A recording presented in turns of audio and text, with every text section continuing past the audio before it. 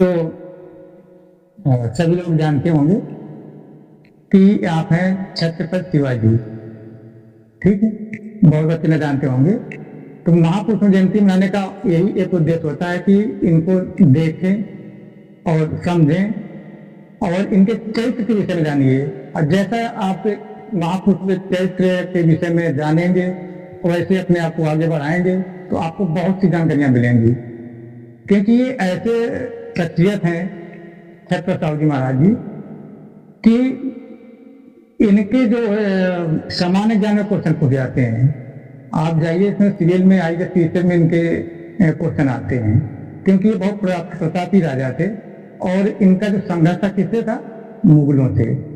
इनका संघर्ष था मुगलों से। और इनका जन्म जैसे आज कौन सी तारीख है? 19 फरवरी। तो इनका जन्म 19 फरवरी 1630 को हुआ था। 19 फरवरी 1630 को।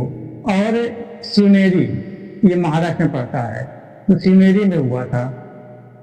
इनके जो माता थी, माता का नाम सबने सुना होगा, बोला सुनो जीजाबाई। इनकी माता का नाम था जीजाबाई और पिता थे साहेजी राजे भोसले। साहेजी राजे भोसले। भोसले क्या था? इनका एक परिवार था, जैसे हम सब लोग लगा देते हैं ना कि हम इस वंश के हैं, इस परिवार से हैं, ये था। तो इनका नाम क्या था? पिताजी नाम साहेजी राजे। साहेजी राजे नाम था। और भोसले क्या था इनका? घराना, इसको कह देते हैं घराना है, घराना था। और ये सिवनेरी कहाँ पड़ता है? महाराष्ट्र में पड़ता है। अभी वहाँ पर इनका बहुत अच्छा किला बना हुआ है, घूमने लायक है और वहाँ की संस्कृति देखने लायक है और ज्ञान भी मिलता है इससे, घूमने से। तो एक बार प्रयास करने से ये सबको जाना चाहिए वहाँ पर। तो इनके जो पिताजी थे, तो पिताजी एक मुगलों के शासन में बहुत मुगल संघर्ष कर रहे थे और अपने हिंदुत्व को आगे बढ़ा रहे थे। क्या कर रहे थे? हिंदुत्व को आगे बढ़ा रहे थे। और ये इनके जो गुरु थे, गुरु इनके थे, जो इनके आध्यात्मिक गुरु थे, समर्थ रामदास स्वामी। आध्यात्मिक गुरु कौन थे? समर्थ रामदास स्वामी जी थे। और इनके जो संरक्षक थे, शिक्षक थे, या कह दीजिए कि प्रशासनिक गुरु कह दीजिए या पुस्तकीय शिक्षा देने वाले गुरु कह दीजिए, वो थे दादोजी कोंडदेव। क्या नाम था उनका? दादोजी कोंडदेव। इन्होंने इनको बाल्यावस्था से ही इनको पाला था, शिक्षाएं दी थी। और इनका जो आज आप लोग देख रहे हैं, इनका इतिहास पर है, पूरा इतिहास का श्रेय जाता है इनकी माता जी के। माता जी कौन थी? जीजाबाई। माता जी की सोच थी कि अपना एक घर हो चाहे छोटा घर हो, अपना एक गांव हो चाहे छोटा हो, गांव मतलब साम्राज्य, क्योंकि एक राजा थे। इनका क्या था? एक जो अपना चाहे छोटा सा साम्राज्य हो। उनके पिताजी की सोच थी, पिताजी की सोच थी कि हम किसी राजा के अधीन रह करके अपना काम करें, क्योंकि उनको डर था कि कहीं मुगल अटैक न कर दें, जो हमारा परिवार का विनाश कर दें। इसलिए उनकी पिताजी की सोच अलग थी और माता जी की सोच अलग थी। माता जी सोच क्या थी कि जो कुछ हो अपना हो चाहे छोटा हो।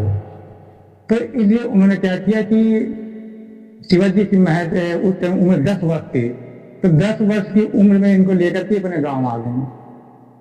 और ये जो इनके गुरु थे दादोजी कोंडदेव, ये कौन थे? इनके पिताजी के क्या थे? मित्र थे। तो इन्होंने इनकी देख के लिए इनके साथ भेज दिया और इनकी माता जी गांव में जाकर के खेती करने लगी। खेती करने के बाद खेतों को जोता सब कुछ किया।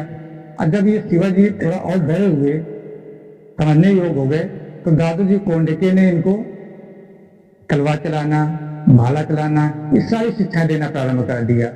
और इनके अंदर एक जुनून था, जब तक आपके अंदर जुनून नहीं होगा आप कुछ नहीं कर पाएंगे। इनके अंदर जुनून था कि हम मुगलों को यहाँ से भगा देंगे।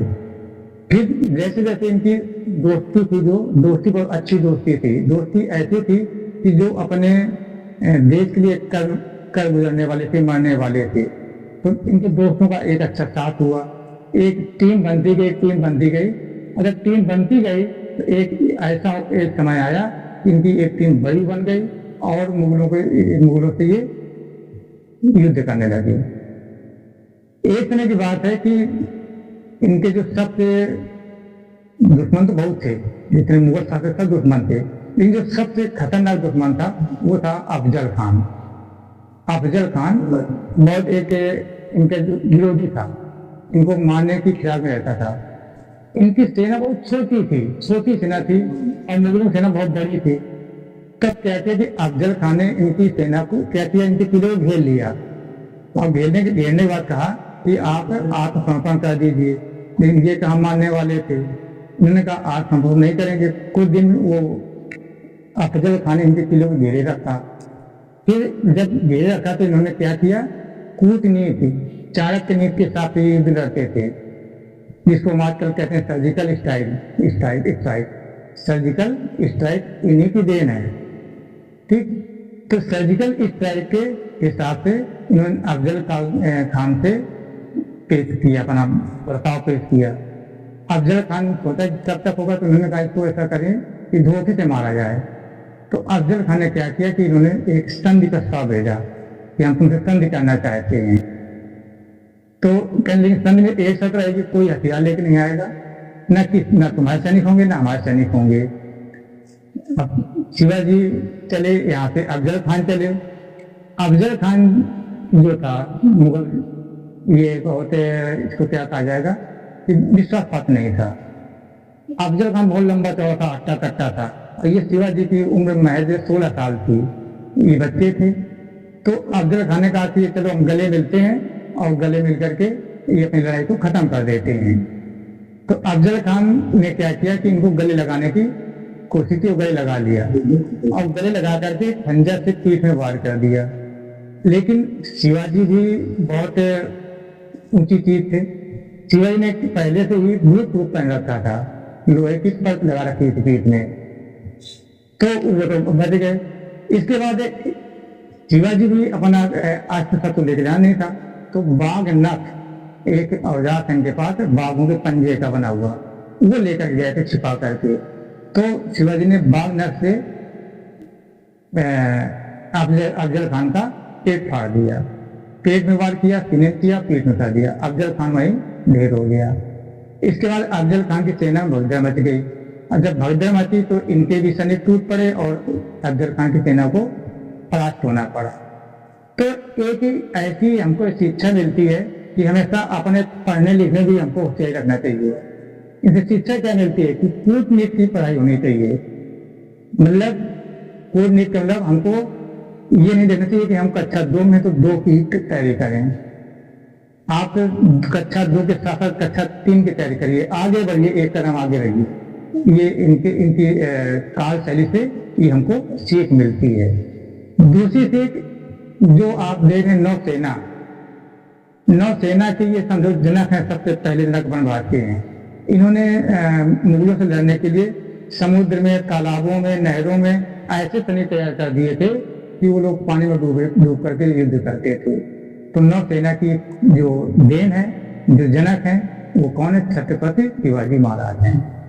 ठीक, तो आज के लिए इतना ही, और हम चाहेंगे कि सभी बच्चे इनकी शिक्षाओं से प्रेरित हों, और प्रेरित होने के साथ इनके पद चिन्हों में चलने का प्रयास करिए। और मुगल शासक से इन्होंने युद्ध लड़ा और उनको पराजित किया, तो हम लोगों को भी सोचना है कि जो अपने देश के विरोधी हैं उनसे हम सबको मिलकर लड़ना। भारत है तो हम हैं, तो सब लोगों के लिए भारत माता की